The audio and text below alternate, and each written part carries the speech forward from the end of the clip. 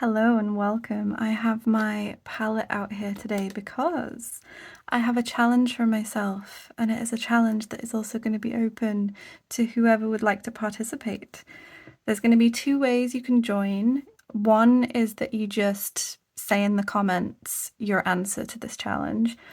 Or if you like to create videos, you are welcome to create a video and use the hashtag that I've put in my title, and just put that hashtag in the title of your video to join the challenge and basically make a video kind of like this as your answer instead. So there's two ways to participate depending on what you like to do. And I'm going to go first. So this challenge is you're only allowed to pick 3 pigments, and those are the pigments that you can use for the rest of your life. This is a what-if scenario, not literally. This is like a desert island or a everything disappears other than these 3 things for the rest of your life what-if scenario. So if you use watercolors, oil paints, acrylic paints, whatever, you can participate in this. I use watercolors, so I'm going to be talking specifically about watercolors. And if you use things like acrylic inks, or you use something like maybe colour pencils as well that might not necessarily have a pigment, you can join in by saying the specific colour. But the main thing about the challenge is that it is strict. You can only pick 3. I want to see you suffer for fun, and you can see me suffer in this video in the name of fun. So with that all said and done, let's get into my 3 choices. I have some little swatch cards out here because this was a challenge for me. One of the easiest colours straight off the bat was picking a yellow, because going into this, I knew with the things that I like to paint and the subject matter and things like that, that I would likely go for some kind of yellow, magenta, and then blue option. I didn't know whether I would go for CMY, for cyan, magenta, yellow, or if I would go for some other kind of blue. And the blue, as you will see, is where the challenge really begins for me. But for yellow, easiest hands down for me is this fellow right here, which is PY 150. This is Nickel Azo Yellow, and I've got a little swatch card for you. The specific one I have in here is by Core, and this is the swatch card for Core. Sorry, I was just removing a cat hair because I have cats, and yeah, they get everywhere. The cat, not literally the cats, but the cat hair. This is specifically the PY 150 from Core, and this was sent to me by my lovely friend Heidi to try out. In fact, 2 of the pigments today are from her as a gift, and I'm very in love with this version of PY 150. I was getting low on the one that I have been using for a while, and I had the opportunity to refill my PY 150 recently, and I decided to switch it out for this one, to try this one for a bit. But it's very similar looking to the PY 150 I normally use. When we get into the colour mixing, because there is going to be colour mixing today, I'll get into why I've picked this. But for now, for those of you who know PY 150, you'll know why. You'll know why I love this and why I say that it is pretty.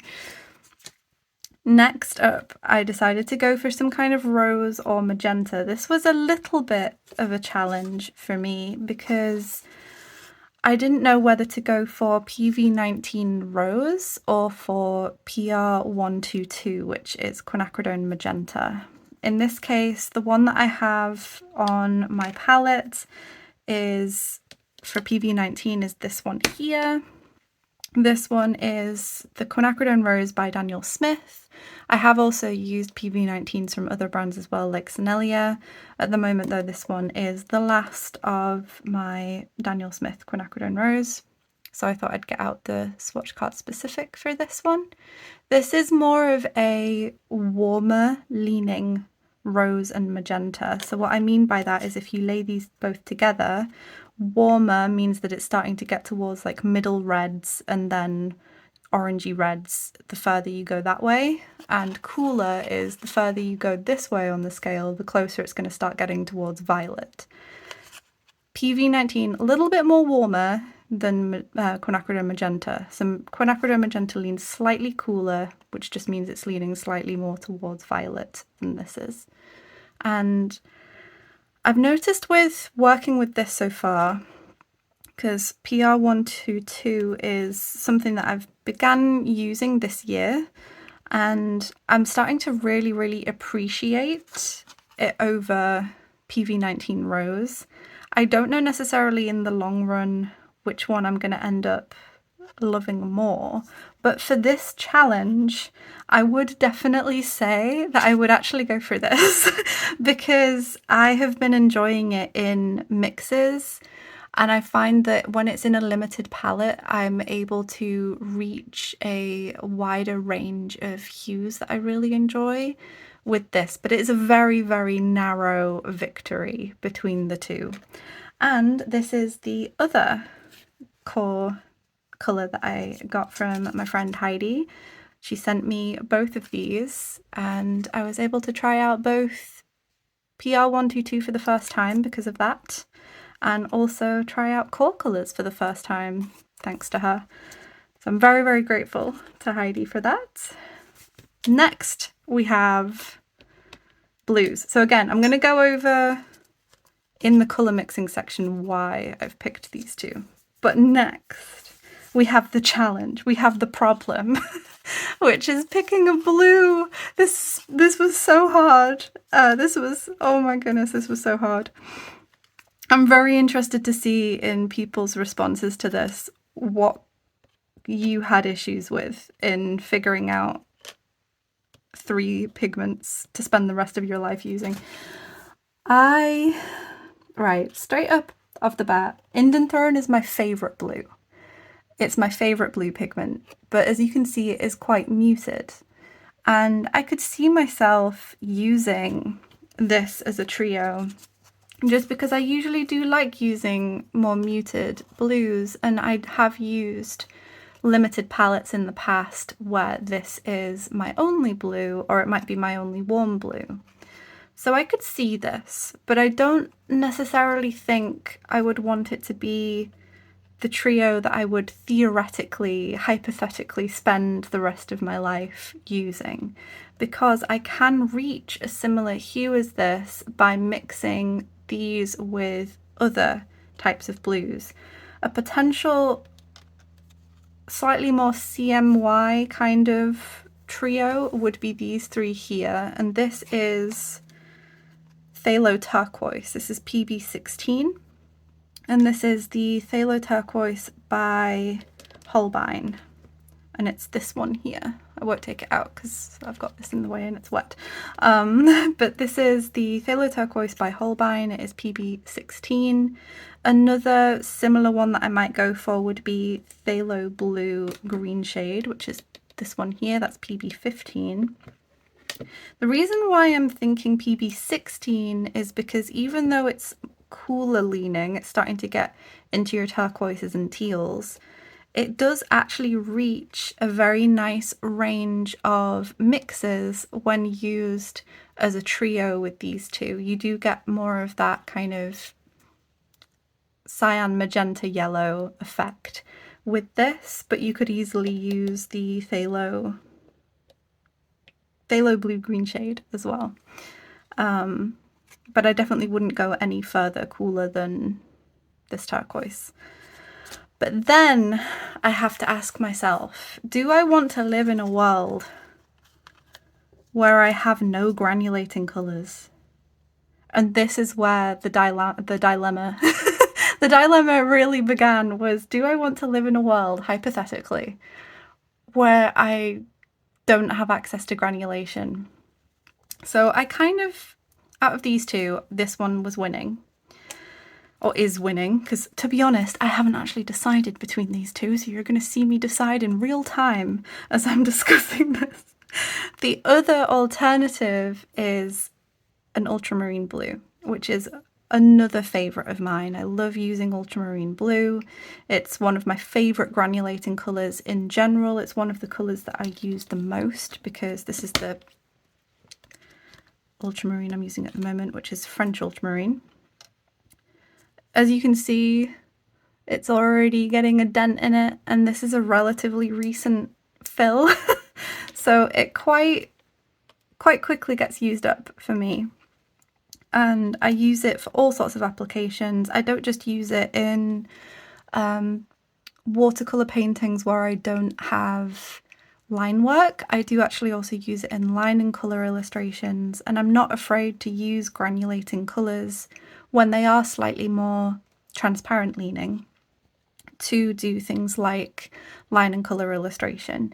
So I'll put on screen an example of a painting that I did this year, which is the Fisheress, and that one did use granulating pigments in it, even though there was line illustration as the sort of main style of it.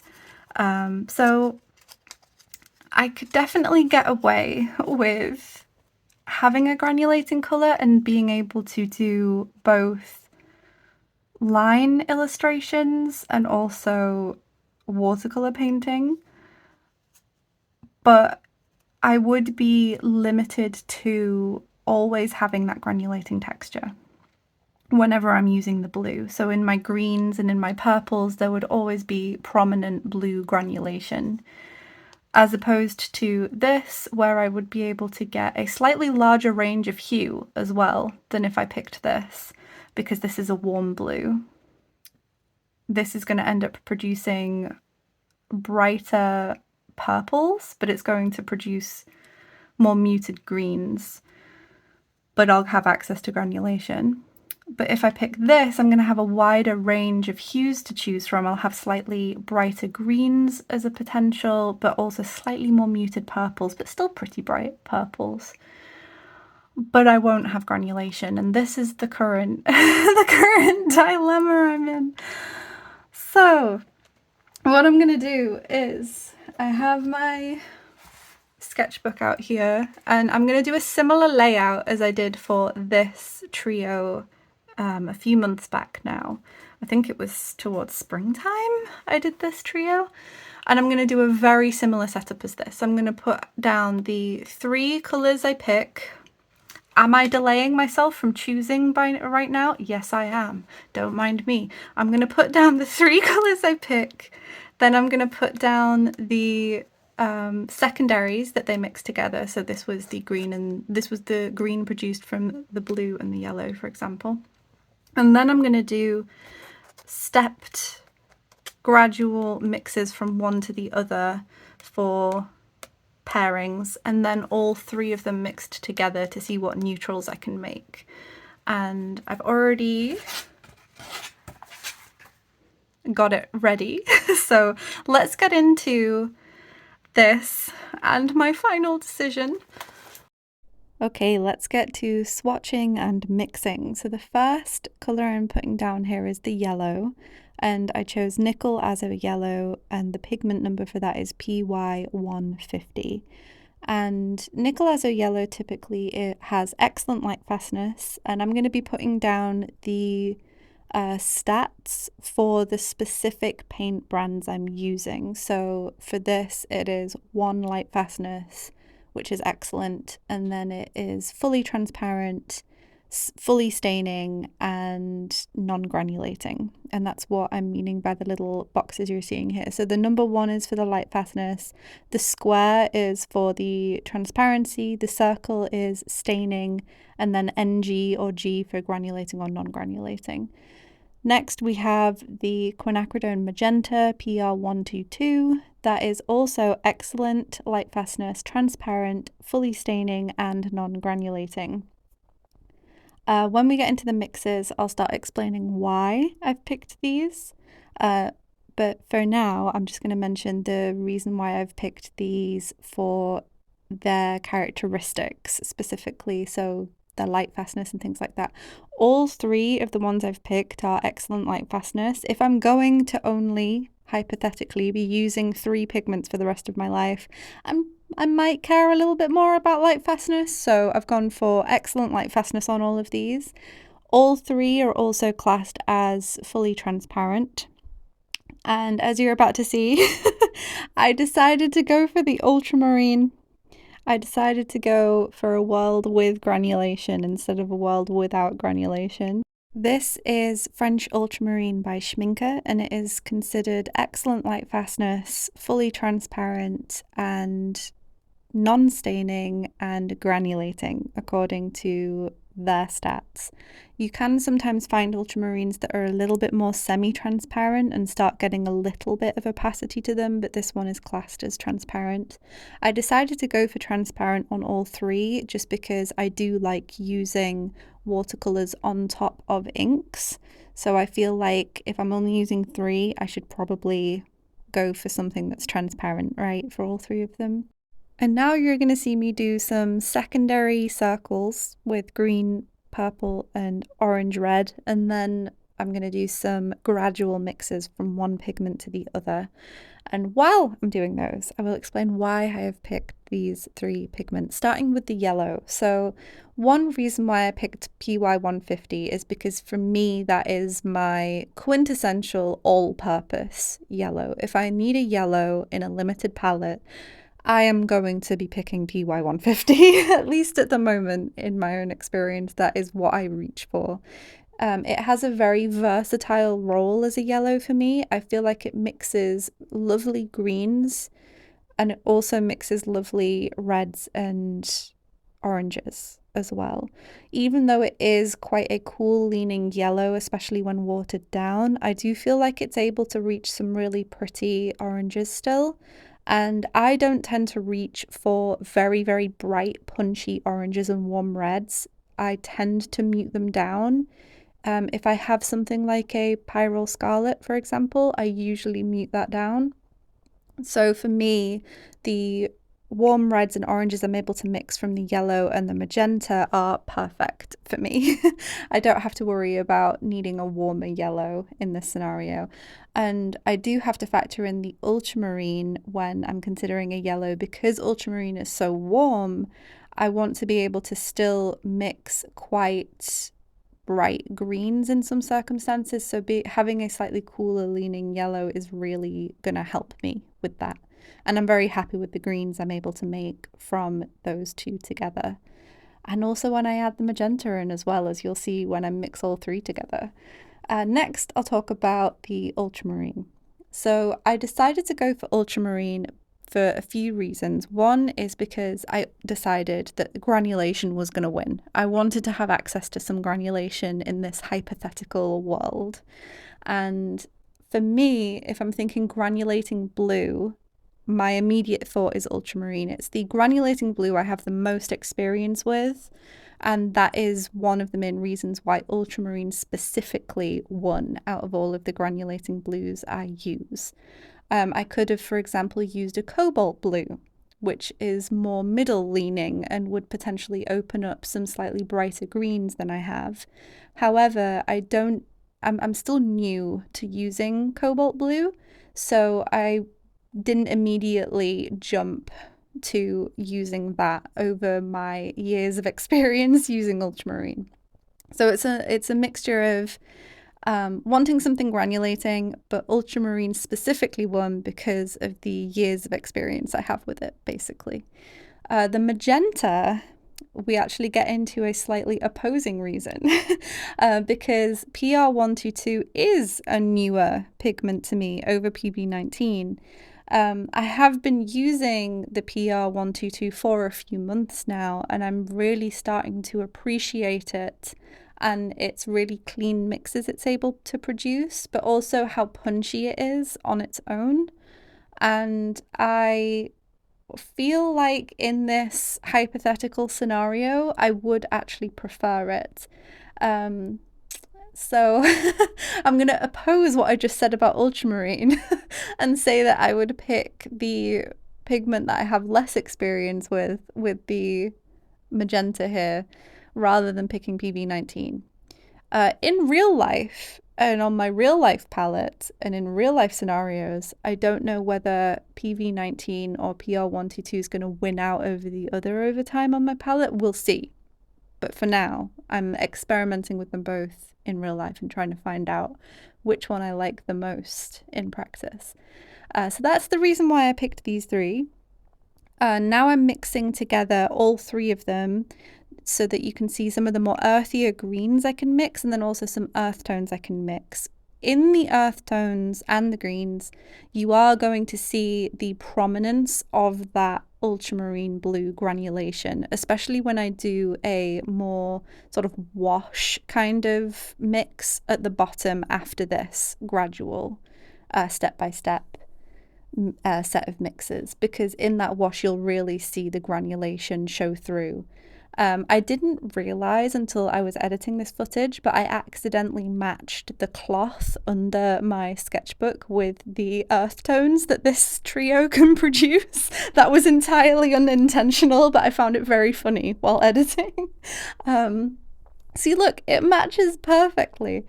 But you'll see, especially when this dries, and you can see it on the palette here, just how much the French ultramarine by Schmincke granulates. It's one of the most granulating ultramarines I have ever used, and I love it for that reason. And if I'm going to go for a world with granulation, I may as well go with a world that has a lot of granulation. So here is my trio. Let me know in the comments if you want to join just by commenting what your trio would be and why. If you're going to do a video for this, remember to put the hashtag in your title and limit it to only 3 colours. Even if it's difficult. I believe in you. I believe in you. Oh, and I forgot to mention earlier, but anyone who participates with a video, I will be putting all of the videos into a playlist, which I will leave linked in the description of this video. So if you want to see more of the videos like this with people that participate, check out that playlist. And with that, farewell for now.